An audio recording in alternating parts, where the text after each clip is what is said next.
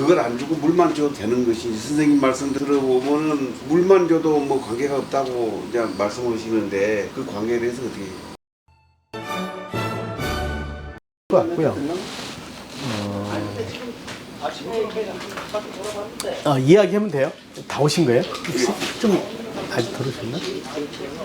그럼 이제 진행하겠습니다. 다 집중해 주시면 감사하겠습니다. 네, 안녕하십니까. 농기센터 현장 지역과 가수 담당자 한동욱이라고 합니다. 반갑습니다. 네, 오늘 그 홍가 일반교육 현장 컨설팅에 참석해 주셔서 정말 감사합니다. 일단 저희 강사님을 소개시켜 드리겠습니다. 국립원예특작과학원 박서준 연구관님이십니다. 큰 박수. 네, 반갑습니다. 박서준 박사님께서 인사 말씀 한번 해주시고 바로 진행하는 걸로 하겠습니다. 뭐 인사 말씀은 그렇고요. 이제 오늘이 지난주 두 번째고 이번 주 금요일 날 이제 세 번째 올 건데 상당히 부담스럽네요. 이거 이래다 새가 안 오면 진짜 큰일 나게 생겼는데. 그래서 제가 이제 오면서 이제 생각했던 거는 이제 지난번 강의 시간에 이제 미처 말씀 못 드렸는데 사실 우리가 이제 색깔 포도색이 이제 홍가라고도 표현하고 착색불량을 표현하는데 그 방지 기술이 어려운 게 아니거든요. 뭐 예를 들어서 우리가 뭐 중고등학교 때 수학 문제 푸는 것처럼 어려운 게 아니라서 사실은 단순한데 이제 문제는 이제 그거를 그러니까 그 많은 물량을 일정한 간격으로 이제 실행을 하느냐예요, 사실은. 그러니까 어떻게 보면 제가 가끔 생각하는 게 이런 거거든요. 저도 뭐 그리 뚱뚱하진 않지만 그래도 약간 주변에서는 살을 빼라는 언성도 있고 해서 제가 이렇게 다이어트 방법을 공부를 좀 합니다. 이렇게. 그래서 보면 옛날에 뭐 이렇게 고기 먹는 다이어트도 있었고 여러 가지를 해봤는데 문제는 제가 살이 잘 안 빠지는 게 사실 이렇게 이렇게 이론적으로만 봐서 그런 것 같아요. 아, 다이어트는 이렇게 해야 돼. 뭐 16시간 밥 안 먹고 뭐 또 간헐적 다이어트 이렇게 한다는 거. 그래서 자꾸 이론적으로만 생각하고 이제 실행을 안 하니까 이게 살이 안 빠지는 거예요, 생각만큼. 그래서 혹시 여러분들이 이 포도 물주기도 사실 어려운 기술은 아니고 좀 단순한데 실제 그 배운 걸 가지고 아, 내가 포도밭에 물을 줬구나 착각하는 게 아닌가. 내가 마치 그 다이어트 공부한 걸 가지고 아, 내가 다이어트 했다고 착각하듯이. 그래서 제가 효과를 못 봤잖아요. 그러니까 어떻게 보면 여러분들도 포도 물 주는 것을 공부한 거 가지고 아, 내가 포도밭에 물을 줬구나. 이런 착각에 빠져 있으면 좀 어렵겠다. 그래서 좀 단순하지만 좀 실행력이 반드시 뒷받침이 되면 결과를 얻을 수 있다 생각을 하는데 그런 부분이 어떨까 그러니까 농가분들이 아, 내가 이번에 물주기는 실천해야겠다. 그런 의지가 이런 자리를 통해서 한 번 정도 마음가짐을 좀 가졌으면 좋겠다. 이런 생각을 좀 해봅니다. 그리고 지금 이제 조금 전에 들어갔던 이쪽 밭은 요 하우스 밭은 토양이 상당히 딱딱했어요, 사실은. 그래서 이 밭도 위험하지 않을까 이제 그런 생각 잠깐 했는데 그래서 우리가 포도 색깔을 잘 내기 위해서 여러분들이 여러 가지 일을 했을 거예요, 사실은. 그러니까는 그 중에서 여러 가지 일을 한 것 중에서 물 주기만 안 했을 것 같은 느낌이거든요. 사실 포도나무에 이거 주면 포도색이 잘 온다. 또는 이거 주면 당이 잘 온다. 장이 잘 올라온다. 만약 그런 것들은 그동안 많이 실행을 했을 것 같아요. 그래서 이번에는 이제 그런 것보다는 내가 뭘 줘서 내가 뭐 특별한 거를 줘서 색을 잘 오게 하고 당을 올리게 하는 거는 이번에는 좀 한번 자제했으면 좋겠다. 그 자리를 제가 보면 뭐 물 주는 걸 하시는데 지난주에 비가 많이 왔잖아요. 그래서 제가 살짝 우려하는 것은 농가분들이 어느 시점에 뭐 물을 줘야 되나.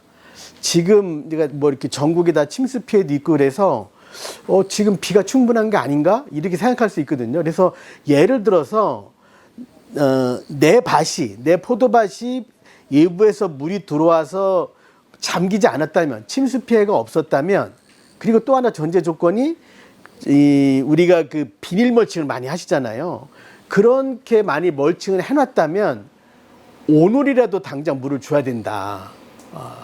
그래서 그 대신 내가 만일 내 밭이 뭐 발목 또는 무릎까지 물이 잠겼다면 그 시점은 제가 보면 그 물이 빠진 상태에서 그 물이 이제 바닥에서 이제 많이 빠져서 바닥에 보일 정도에서 3일 정도 있다 물을 줬으면 좋겠다. 그래서 물 주는 시점을 좀 빨리 잡아갔으면 좋겠고요. 왜냐면 이제 오늘도 계속 지역에 따라서 소나기 예보도 있지만 지금 폭염도 이야기 나오거든요. 예보상으로.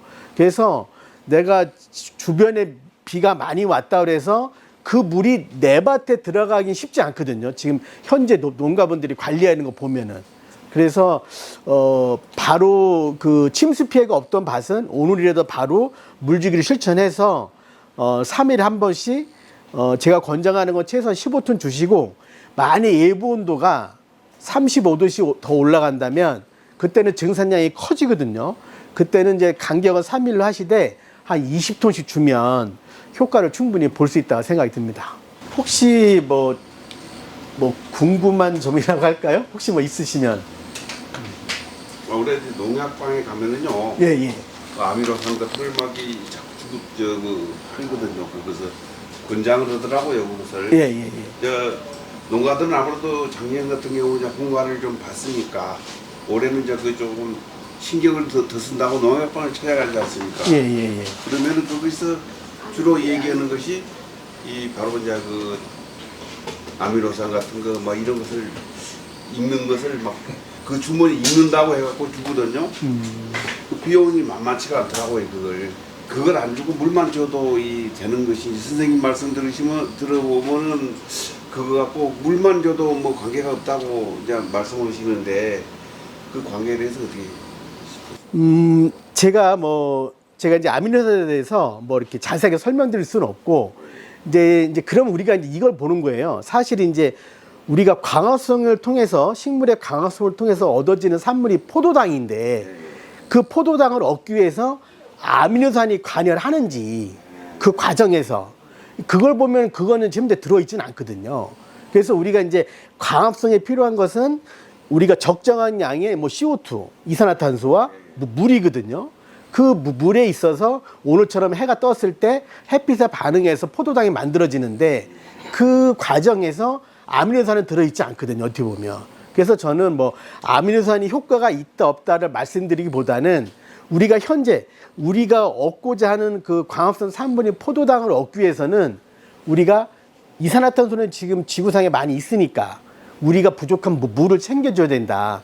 저는 이런 논리다 말씀드리는 거고, 사실은 우리가 이제 그게 뒷받침할 수 있는 게, 작년에 남원 지역도 제가 기억하기로는 8월 월 강우량이 한 140mm 정도 왔거든요. 근데 그 비가 8월 26일인가 27일쯤에 110mm가 왔어요, 사실은. 그러니까는 8월 25일 전까지는 비가 30mm밖에 안 왔거든요. 그래서 그 원인 때문에 저는 작년에도 비가림 포도에서 홍가가 많이 나왔던 것은 남원뿐만 아니라 전국적으로 8월달 월 강우량이 너무 적었다.